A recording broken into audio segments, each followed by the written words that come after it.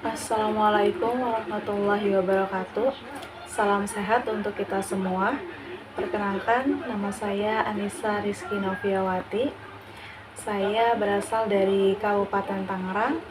Saat ini saya sedang magang di unit Bimba A IUEO Gelang Jaya Bermis.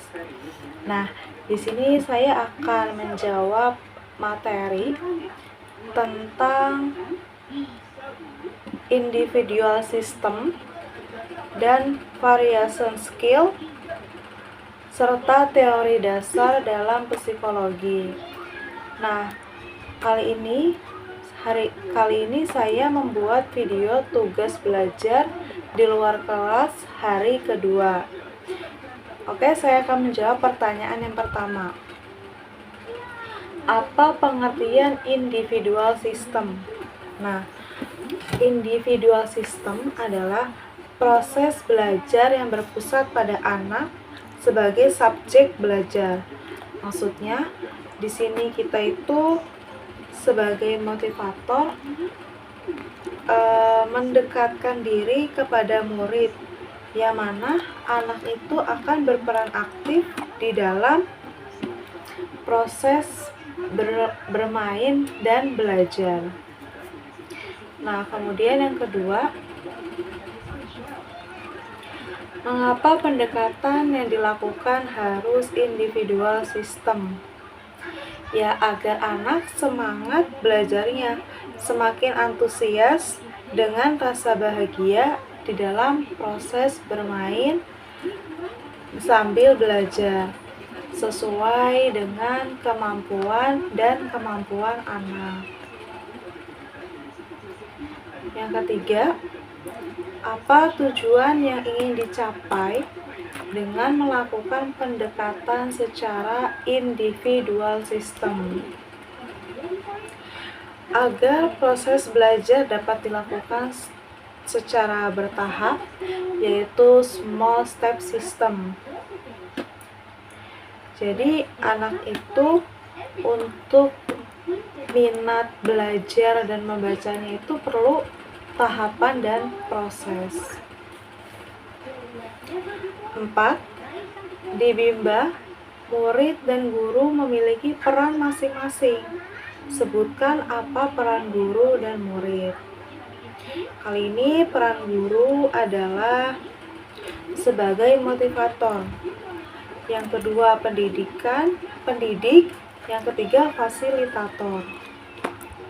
Motivator itu ya sebagai membimbing kepada anak agar anak itu mengetahui dalam proses belajar. Kemudian guru juga sebagai pendidik. Pendidik yaitu membimbakan atau menyampaikan kewajiban kepada peserta didik atau anak. Sebagai fasilitator, yaitu guru juga memfasilitasi pembelajaran agar seluruh murid aktif dalam belajar. Kelima, apa perbedaan antara metode individual system dengan classical system? Metode individual system yaitu jumlah materinya itu berbeda-beda. Jadi satu anak dengan anak yang lain itu materi pembelajarannya berbeda-beda. Kemudian jumlah anaknya pun lebih sedikit. Nah, sedangkan metode classical system itu materinya itu sama. Maksudnya materinya itu seragam antara anak yang satu, kedua, ketiga, materi pembelajarannya itu sama. Materi bacaannya, menghitungnya itu diseragamkan. Kemudian kalau classical system itu jumlah anaknya itu lebih banyak dibandingkan individual system. Pertanyaan yang keenam, bagaimana cara yang dilakukan motivator agar dapat melakukan pendekatan secara individual system. Ya, yang pertama, kita sebagai guru atau motivator, kita harus mengenali karakter anak, karena setiap anak itu memiliki karakternya masing-masing. Kita juga bisa mengenali kesukaan anak, kemampuan anak dalam kita mendidiknya, agar proses belajar itu lebih fun learning. Kemudian kita mendengarkan secara simpatik pikiran yang diucapkan atau yang disampaikan oleh anak. Jadi kita mengajak anak itu berdialog, bercerita, berdongeng, atau kita mendengarkan pikiran atau apapun yang mereka sukai.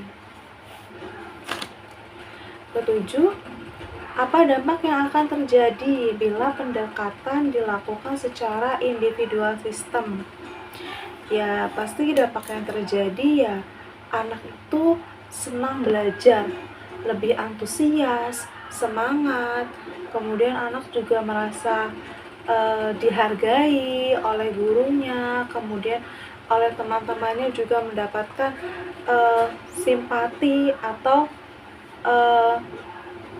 menciptakan dunia di ruang kelas itu yang nyaman dan bahagia, dan anak juga tidak merasa terbebani dan terpaksa dalam proses belajar.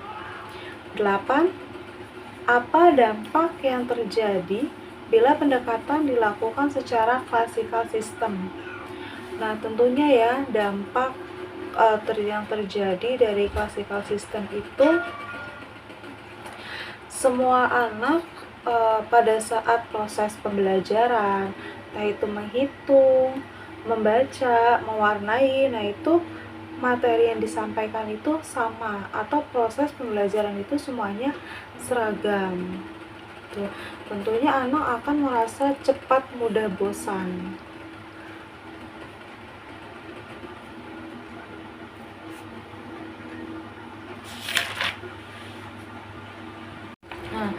Di sini saya akan menjawab pertanyaan tentang metode variation skill.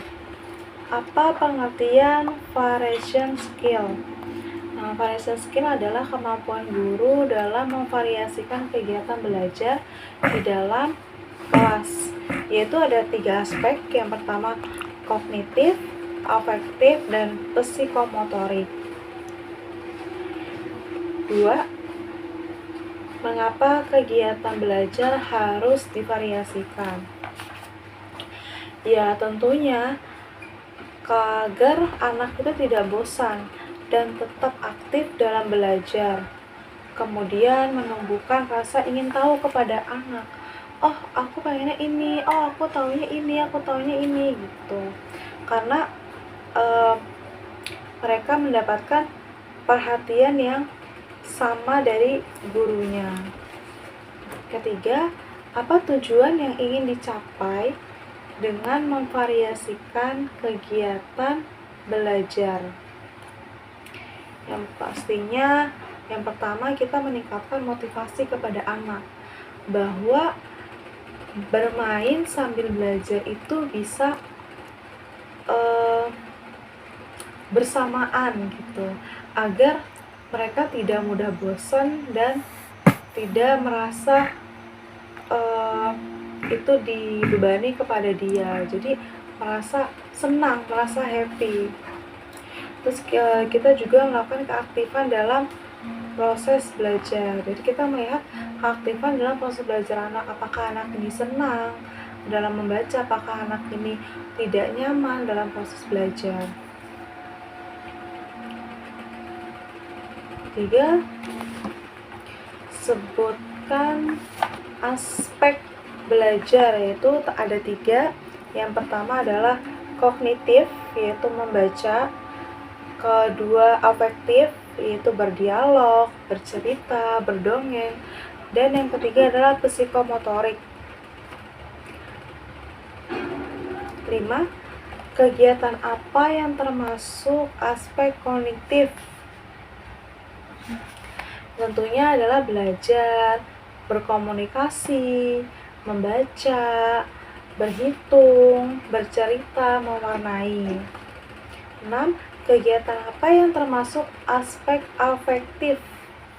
Yaitu sikap jujur antara anak dengan guru, kemudian anak dengan temannya, terus peduli terhadap sesamanya, baik terhadap temannya maupun terhadap gurunya, jadi saling berinteraksi, kemudian menghargai sesama, satu sama lain. 7. Kegiatan apa yang termasuk aspek psikomotorik? Itu kegiatan yang melibatkan keterampilan fisik dan gerakan. Contohnya ya menggambar, motorik tangannya ya bergerak, menulis, kemudian lari-lari, melompat, atau menirukan gerakan yang telah disampaikan oleh gurunya. Kedelapan, bagaimana cara motivator memvariasikan kegiatan belajar dengan aspek belajar?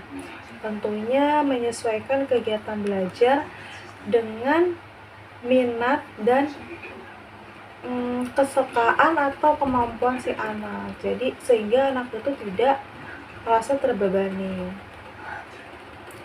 Kemudian yang C, teori dasar dalam psikologi yang pertama, apa yang dimaksud dengan the law of effect, hukum akibat? Yaitu adalah prinsip psikologis yang menyatakan bahwa perilaku yang menyenangkan akan diulang. Jadi sesuatu yang baik itu akan diulang-ulang. Maksudnya sehingga anak itu bisa cepat dalam proses belajar. Kedua, apa yang dimaksud dengan law of exercise atau hukum latihan? Yaitu teori belajar yang semakin sering diulang-ulang atau dilatih, maka asosiasi akan semakin kuat. Jadi entah itu menulis, berhitung, ketika kita ulangi, mereka suruh mengulanginya lagi, semakin diulang-ulang setiap hari, semakin dilatih, mereka itu akan menciptakan daya ingat yang kuat gitu, sehingga mereka hafal dan mudah memahami. Yang ketiga, apa yang dimaksud dengan the law of readiness atau hukum kesiapan? Ya, teori yang menjelaskan kesiapan dalam proses belajar. Maksudnya di sini antara guru dan murid itu sudah siap atau baik dalam menerima proses pelajaran selama di kelas.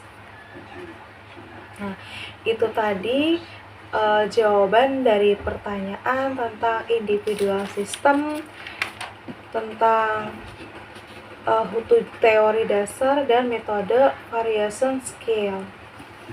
Cukup sekian video kali ini. Terima kasih yang sudah menonton. Wassalamualaikum warahmatullahi wabarakatuh.